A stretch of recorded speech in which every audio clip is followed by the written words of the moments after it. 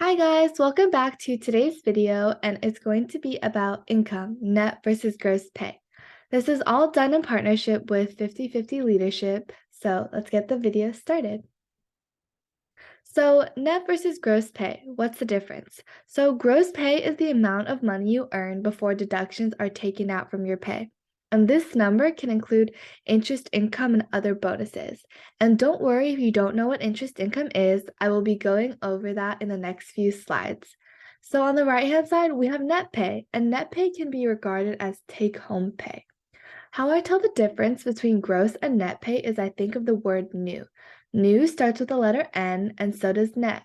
So your new pay is going to be your net pay.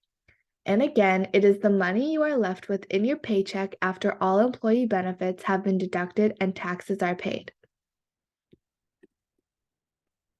So meet Ella. Ella is a single 24-year-old. She works as a portfolio manager at a bank in California, and her gross pay is $100,000 per year. And we will be following Ella throughout the rest of these videos because I think it's easier to understand some of these financial terms when it's put in perspective of a person. And that person for us is going to be Ella. So, interest income, what is it? It's the income a person receives from the bank after lending money to somebody else. So, assuming that Ella puts 10% of her income into the bank, which is going to be 10,000 because that is 10% of 100,000, the bank is going to have $40,000 if Ella and depositor B, C, and D each put $10,000 into the bank, because that's 4 people times the 10,000 that they're putting in each is going to give the bank $40,000. However, 3 borrowers come along, borrower A, B, and C, and they each want to borrow or take out $10,000. So how does interest income come into play? So because the borrowers want to take money out that's not theirs, the bank is going to charge them 5% interest. However, the bank is still going to give 1% interest back, keeping 4% interest to themselves because they need to reimburse the depositors for putting money in the first place, because if they didn't put money in, then there would be no money to borrow for the borrowers. So one more time, the bank charges 5% interest to each borrower and keeps 4% interest for themselves, leaving a remaining 1% to give back as a reward. So what is the explanation with this? So the bank will reimburse Ella and the 3 other depositors 1%. So here's the math. So it's going to be 10,000 times 1%, or 10,000 times 0.1, which is going to give $100 to each of the borrowers. However, because there's 4 borrowers that the bank needs to give money back to, the bank is going to lose $400. And then since the bank charges the borrowers 5% interest, the math is $10,000 times 5%, or 10,000 times 0.05, which is a $500 that each of the borrowers has to give back to the bank until they repay what they borrowed. And that is going to be a $1,500 influx into the bank from the borrowers. So the bank is going to get an increase of $1,500, but since they have to give back $400, they have to subtract $400 from the $1,500 they're getting.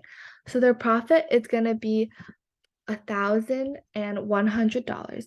So their total money at the end of the year is going to be $1,100. And the reason why there's a $10,000 increase is because there are only three borrowers before depositors, meaning that there's an extra $10,000 that hasn't been borrowed. So W-4 forms. Filling out a W-4 form lets Ella's employer know how much tax to withhold from each paycheck. However, if she fails to fill out one of these forms while obtaining a new job, she can either overpay or underpay her tax. And you don't want to overpay or underpay. So when you're filling out, or when you're obtaining a new job, getting a new job, make sure to fill one of these out. And these are filled out usually at the start of employment, so right before you get your job. And on the right-hand side, I have an example of a W-4 form from the year 2022. So Ella's W-4 form. Ella is single and lives alone. And because she is single and lives alone, and those are her standards of living, she has to pay more taxes because there are fewer people in her household that she has to take care of. So W-2 forms. W-2 forms provide important information about the income of an employee and the amount of taxes withheld from their paycheck that have already been paid. A copy of this form is sent to their employee so they can complete their tax returns. So a W-2 form is going to be given back to Ella so that she can complete her tax returns. And these forms are to be filled out by the employer before January 31st of each year. So, what kind of taxes are being deducted from Ella's paycheck? Depending on where she lives and her standards of living or the condition she's living in, she is going to have to pay state tax, federal income tax, Social Security and Medicare taxes, payroll tax, and property tax. But it really all depends on where she lives. And what are tax brackets? Tax brackets show you the tax rate. Tax brackets show you the tax rate you will pay on each portion of your income, and they depend on income and filing status. The progressive tax system that if you live in America, you go by that tax system, ensures that all taxpayers pay the same rates on the same levels of taxable income. So if you're a billionaire, if you're a millionaire, then your tax rate for your federal income tax is going to be about 37% tax because you're making 500,000 plus yearly. However, with Ella, she's making $100,000, which is in the range right here. So her tax rate is 24%. And based on how much you make, you're going to fall into a different tax rate, or you're going to fall into a different tax bracket. So thank you so much for listening, and please stay tuned for the next video.